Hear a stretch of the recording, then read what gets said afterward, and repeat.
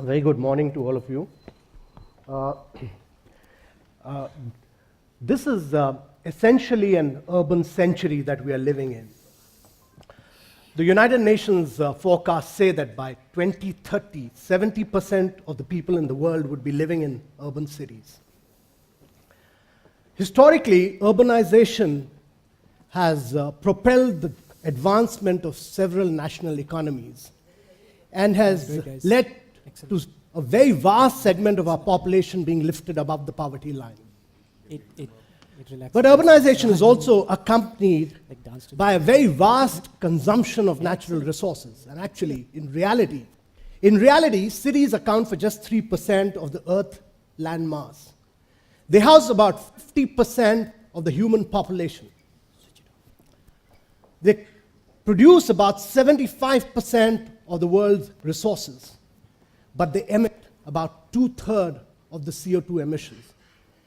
And therefore, if the developing world, countries like India, were to adopt the strategy of the Western world and follow the same strategy of growth, we would require 4 planet Earth to house the human beings in this world. And therefore, we have only one planet Earth, and alas, we need a totally different strategy of growth.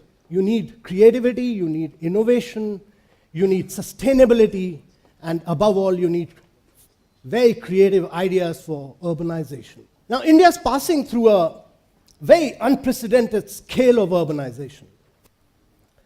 The latest study by McKinsey shows that by 2030, 350 million Indians will get into the urbanization process. And by 2050, 700 million additional Indians will get into the urbanization process. Now, this is 2.5 times the present population of the United States of America. And in reality, this means that whether we like it or not, every minute, 30 Indians are moving from rural areas to urban areas. And therefore, all this is happening when India is passing through a window of demographic transition which rarely ever happens in history. You know, your 72% of your population will be below the age of 35. And you need to provide skills, you need to provide jobs. And one of the worst things that can happen is when you have a young population without skills. And therefore, a leading thinker like C.K. Prahalad, the late C.K. Prahalad, said that actually India needs to create 500 new cities by the time it becomes 75 in the year 2022. Otherwise, every single existing city in India will become a living slum. And therefore, urbanization, whether we like it or not, is on our doorsteps, and urbanization is inevitable. Now, we must understand that cities are centers of growth, they are centers of innovation, they are centers of creativity. And much like the 19th century was a century of empires and 20th century was a century of nation states, the 21st century is a century of cities. And in the coming era, in the coming period, it will be cities which will compete for investments, they will compete for innovation, they will compete for growth. It will not be countries, it will be cities which will compete. And that's why in India, you have Mumbai, whose GDP, the GDP of Mumbai city is larger than the GDP of 26 states of India. And when cities are centers of growth, innovation, and modernity and innovation, it's very important to realize that India must grow on the back of manufacturing. And many of these cities will be industrial cities because if India has to grow at rates of 8-9%, India must create new jobs in the manufacturing sector. But when you do manufacturing, and let me tell you, historically, no country in the world has grown on the back of agriculture post-World War II. Whether you look at Japan, whether you look at Korea, Taiwan, China, all have grown on the back of manufacturing. They created jobs. But a logical consequence of manufacturing and the spatial manifestation of manufacturing is the movement of vast segments of our population, of workforce, of young managers, their wives, their children into urban cities. And therefore, a logical consequence of this is to really plan in a scientific manner for both manufacturing as well as the social infrastructure which accompanies it. Ladies and gentlemen, India has been a very reluctant urbanizer. India has been a very reluctant urbanizer because of our belief in our founding father. And that belief was that Indian villages will be viable, they'll be economically self-independent, and therefore they will be commercially self-sustaining entities. This was very much the belief of China, and China's revolutionary movement was a peasantry-led revolution. Until the 70s, China believed, but in 72 it broke away from this philosophy, and it said, we are going to drive China through manufacturing. And in the next 30 years, they grew at rates of 10% per annum over the next 3 decades. And the young mayors of China created many cities. And therefore, this growth was inevitable if you want to go up this path. And therefore, to my mind, as we go along, we realize that urbanization is taking place.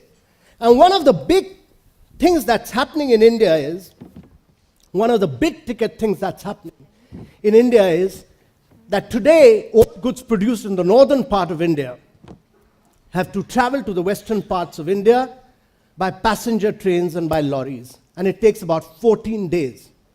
So goods produced in all the northern states take about 14 days. But there will be a container train which will connect Dadri in UP, close to Delhi, to the JNPT port.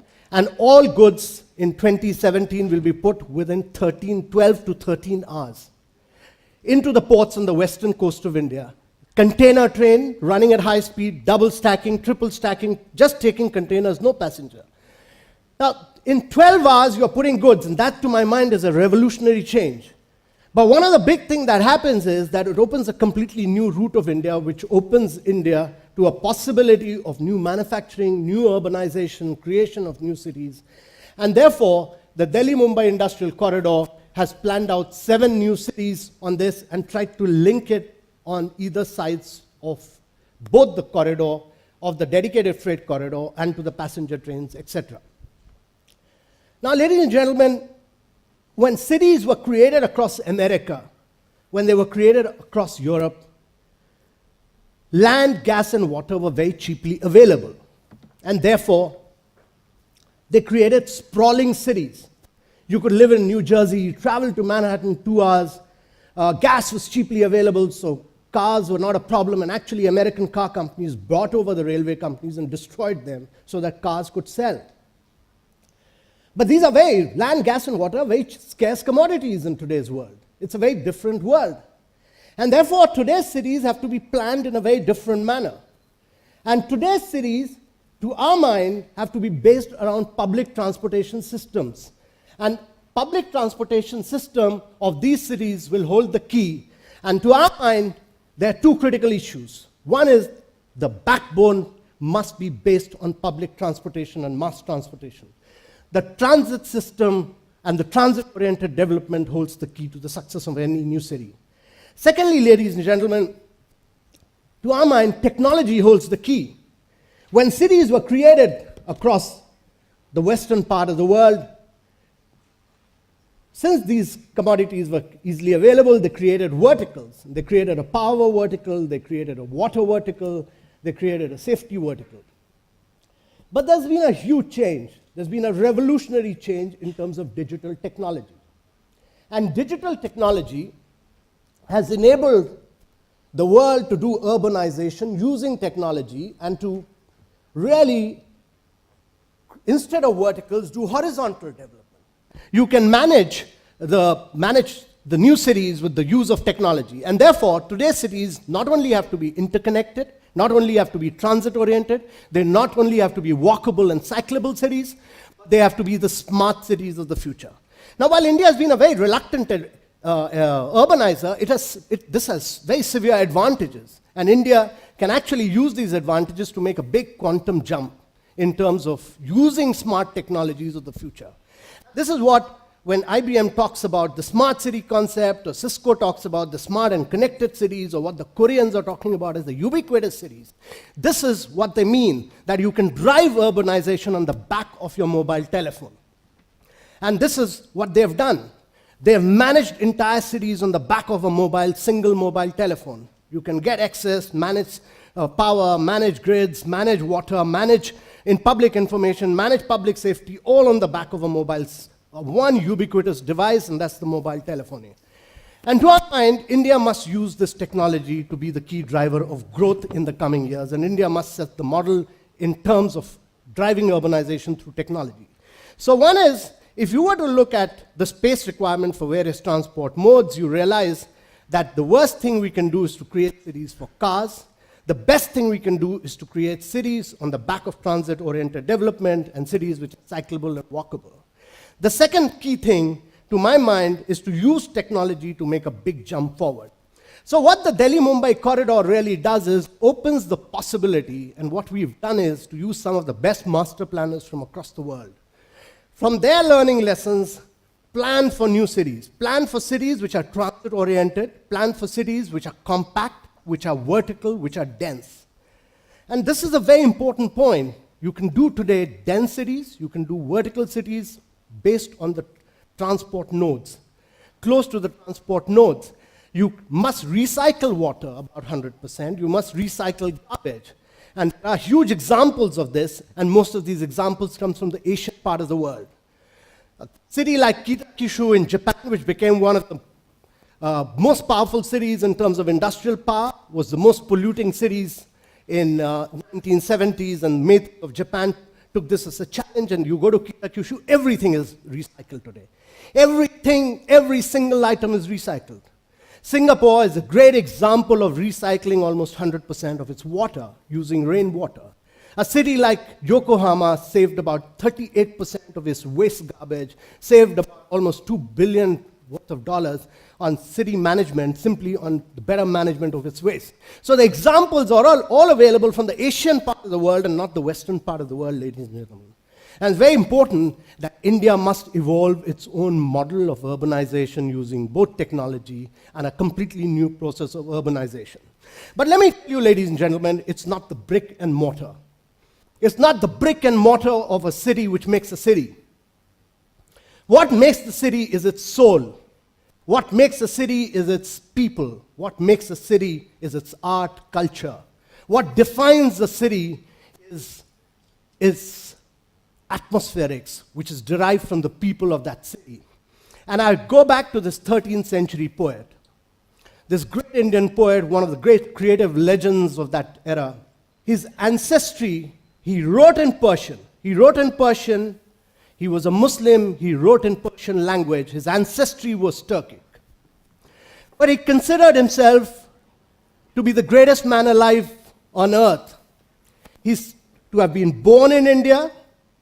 And he said, I'm the luckiest man alive to have India as my motherland. And of Delhi of the 13th century then, and speaking on Delhi, he said what a vibrant city it was. And to quote him, he said, how exhilarating is the atmosphere of India. There cannot be a better teacher than the way of life of its people. If any foreigner comes by, he will have to ask for nothing because they treat him as their own, play an excellent host and win his heart, and show him how to smile like a flower. That was Amir Khusro in 13th century, relevant then and relevant now, ladies and gentlemen, for the city. Cities are made by the people, cities are made by art and music, cities are not merely brick and mortar, they are not about technology. They are about the softer elements of the city. Thank you very much, ladies and gentlemen.